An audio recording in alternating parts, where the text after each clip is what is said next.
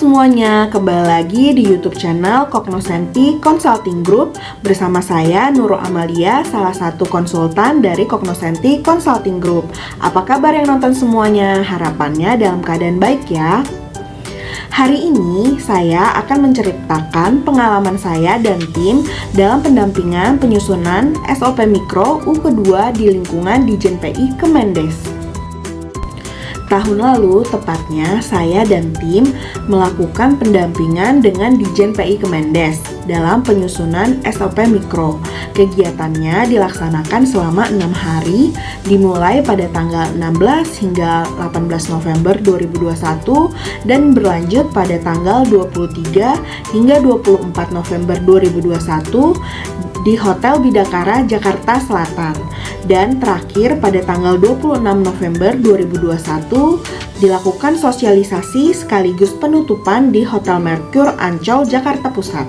Mekanisme kegiatan dimulai dari identifikasi dan penyusunan SOP Mikro di setiap direktorat di lingkungan Dijen PI Kemendes. Antara lain, yang pertama, Direktorat Perencanaan Teknis pada tanggal 16 November 2021, yang kedua, Direktorat Kelembagaan pada tanggal 17 November 2021, yang ketiga ada Direktorat Produk Unggulan pada tanggal 18 November 2021, yang keempat ada Direktorat Investasi pada tanggal 23 November 2021, yang kelima ada Direktorat Promosi pada tanggal 24 November 2021, dan yang terakhir dengan Set Dijen PI pada tanggal 26 November 2021.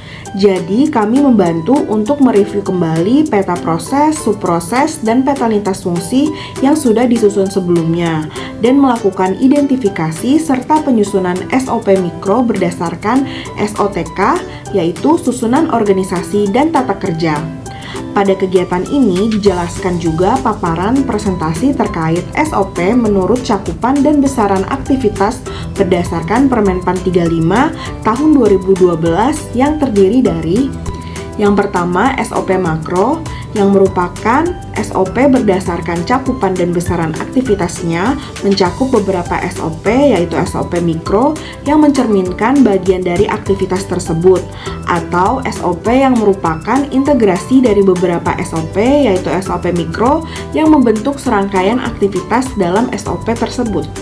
Contohnya, SOP pengolahan surat yang merupakan integrasi dari SOP penanganan surat masuk, SOP pemberian tanggapan terhadap surat masuk, dan SOP pengiriman surat.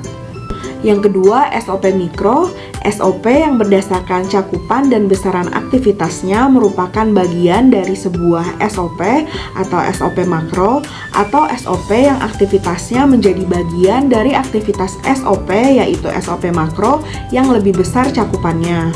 Contohnya, SOP penyiapan bahan penyusunan pedoman merupakan bagian dari SOP penyusunan pedoman. Adapun jenis SOP menurut Permenpan 35 tahun 2012 ada dua, ada SOP teknis dan SOP administratif. Dan untuk membangun kerangka SOP terdiri dari mandat peraturan perundangan, renstra organisasi, tata proses bisnis, dan juga tugas dan fungsi dalam SOTK. Hal-hal yang boleh dilakukan dalam penyusunan SOP yaitu yang pertama, pelaksana terkait dalam SOP harus jelas. Yang kedua, aktivitas atau kegiatan ditulis dengan kalimat aktif dan ditulis dengan jelas. Yang ketiga, menggunakan simbol sesuai dengan ketentuan. Yang keempat, kolom kelengkapan diisi dengan kata benda. Dan yang kelima, kolom keterangan ditulis dengan penjelasan yang mendukung. Hal-hal yang tidak boleh dilakukan dalam penyusunan SOP. Yang pertama, isi SOP tidak substantif dan terlalu banyak step birokrasi. Yang kedua, pihak eksternal ditulis dalam kolom pelaksana. Hasil dari kegiatan ini, Dijen PI Kemendes yang terdiri dari 5 direktorat dan 1 Setdijen telah berhasil mengidentifikasi 78 SOP Mikro U kedua. Hasil tersebut dipresentasikan dalam pleno dan sosialisasi penyusunan SOP Mikro U kedua di Mercure Hotel Ancol, di mana setiap masing-masing direktorat mempresentasikan hasil identifikasi SOP Mikro yang sudah disepakati sebelumnya.